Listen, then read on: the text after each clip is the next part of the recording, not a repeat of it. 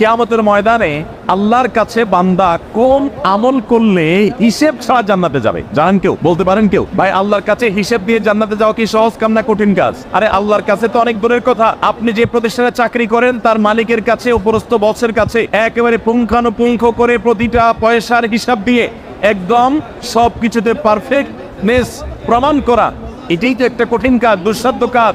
সেখানে সারা জীবনের হিসাব আল্লাহর কাছে দিয়ে পাই পাই করে তারপর আপনি জান্নাতে যাবেন, বিষয়টা এত সহজ? তাহলে হিসেব ছাড়া আল্লাহ তাআলা এমনিতেই বলবেন হিসাব টিসাব নাই, তোমাকে এমনি জান্নাতে দিলাম, এটা চান আপনারা?